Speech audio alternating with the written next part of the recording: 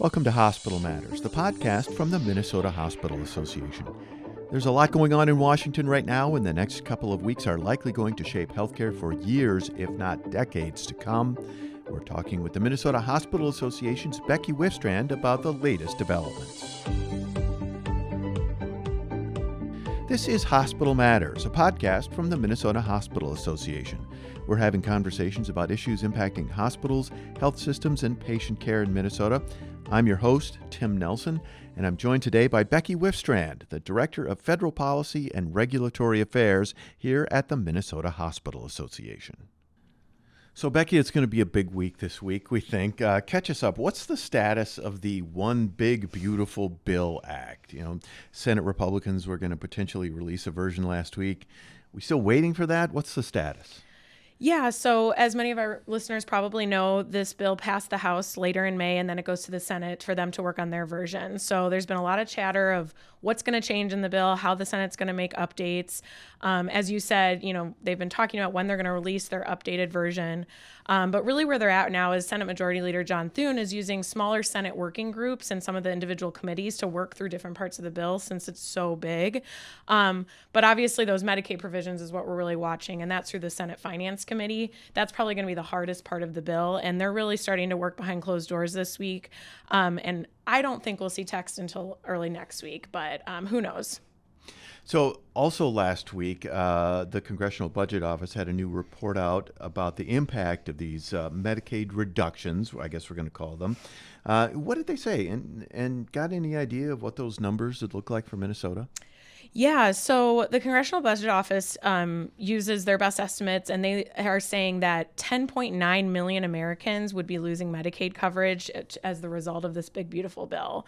But actually what's interesting is within the CBO analysis, it's actually 16 million Americans would lose health care coverage if you combine both the Medicaid losses and the expiration of the Affordable Care Act premium tax credits. And this is what a lot of Minnesotans use to make coverage more affordable when they buy it on MNsure. And so the CBO doesn't break out by state impact, but Manat put out a really good state analysis.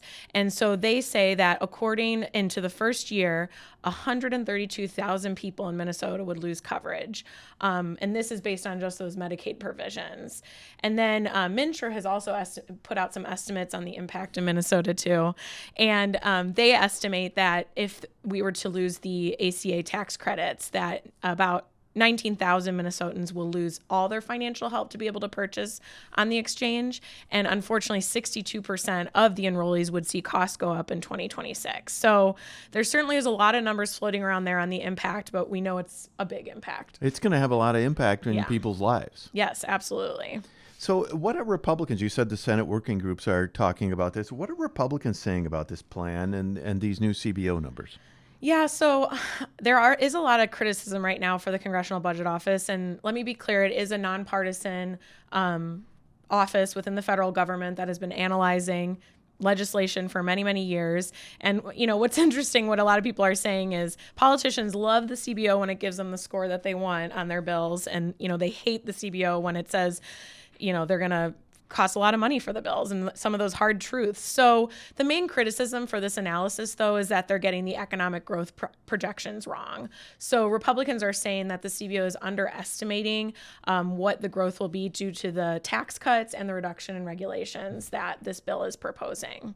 But the CBO analysis is really in line with a lot of what the private organizations are saying, a lot of the big financial institutions. So, I think a lot of politicians are really looking closely at those numbers and seeing how they can make it better. I think there's been an interesting construction of the language as well by Republicans. They're saying these aren't Medicaid cuts. Tell me a little bit about how they're framing this. Yeah, so they're framing a lot of the changes to Medicaid as really just eliminating fraud and abuse of the program. So take work requirements. So they're saying that, really this will clean up who is on Medicaid and make sure the benefits are going to people who really deserve or need to be on Medicaid. But unfortunately, when you look at the details of how these work requirements will be implemented, the administrative burden to be able to get people on Medicaid would really become a huge barrier for them to maintain that coverage. And when you also look at the numbers, you see that everyone on Medicaid, most everyone who's on Medicaid is working that can be working. Medicaid covers a lot of the elderly, a lot of disabled, so those individuals be exempt from these work requirements anyways. So I think, like I said, the Republicans are framing it as trying to eliminate the fraud and abuse of these public programs, but unfortunately, they're just going to cause more and more people not be able to access these public programs. Now, I know there's a new KFF poll out about public opinion towards Medicaid and some of these changes. What's that telling us? Yeah, those numbers really interesting and showed us that there is concern within Republican voters as well about these cuts. So generally, about 72% of adults are worried about the proposed Medicaid cuts. And around that same number, about 7 in 10 adults say they're worried that if the federal government reduces spending on these programs, there will be negative impacts on hospitals, health systems, nursing homes, and other healthcare providers. So I think the general public is getting the message, and that is getting back to some of the members of Congress. And, I think it goes back to what the Senate might do to help improve some of those coverage losses. There was some discussion last week as well about the third rail of U.S. politics, Medicare, and some ideas, some trial balloons that maybe some changes there might make up for some of the savings that they might miss in Medicaid. What were they talking about, and what impact would that have? Yeah, of course, when you're looking for budget savings, you look to these big programs. So they're starting to talk about Medicare in the context of Senator Bill Cassidy, who is a doctor and a member of Congress from Louisiana. He has a proposal to reduce overpayments to Medicare Advantage insurers for a process that's often called as upcoding. Basically, MA insurers have an incentive to make beneficiaries appear sicker, and they get more Medicare reimbursement for that. So his proposal is looking at could we crack down on those insurers, which I know, obviously would be very beneficial in terms of Minnesota hospitals and health systems who face a lot of challenges with MA insurers. And the CBO, again, has scored this particular piece of policy change to save $124 billion over 10 years. So they could get ultimately get some savings through that. I have to say, though, I'm a little nervous when Medicare is thrown into the mix, and this has been reflected with some of the members of Congress, because when you look at cutting Medicare, that really does then float down to potentially affecting hospitals and health systems and some of their reimbursement for providing these Medicare services. And, I worry if we crack down on the Medicare Advantage insurers, that's just going to trickle down again to more barriers for hospital and health systems, potentially, having more prior auth requirements because the MA insurers are, trying to make up those losses somewhere else. So that's a little about Medicaid, Medicare. All of this has come up in this budget reconciliation bill that's been sort of rolling around in Washington since January. But obviously, there's another fiscal year coming. There's a lot of work left to do in Washington. What's the rest of the year going to look like?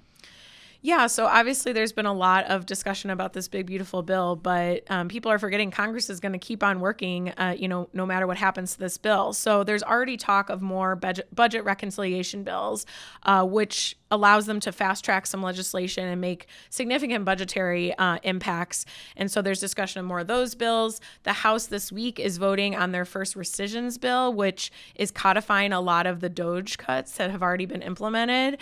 And so I think, this administration is really going to be looking at ways to push some of their agenda and some of that, cost-cutting agenda in different bills in Congress. And then, as you mentioned, the federal government operates on a fiscal year that starts on October 1st. So every year Congress has to pass that budget by October 1st. That is a huge piece of legislation that often has a lot of health provisions in it. The top one that we're looking at is that Medicare telehealth coverage, which will expire if they don't renew it in that budget bill by October 1st.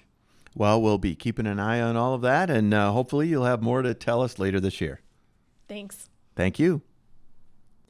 That again was Becky Wifstrand, the Director of Federal Policy and Regulatory Affairs here at the Minnesota Hospital Association. I'm Tim Nelson, and you've been listening to Hospital Matters from the Minnesota Hospital Association. Join us next time for another look at issues impacting hospitals, health systems, and patient care in Minnesota. Thanks for listening.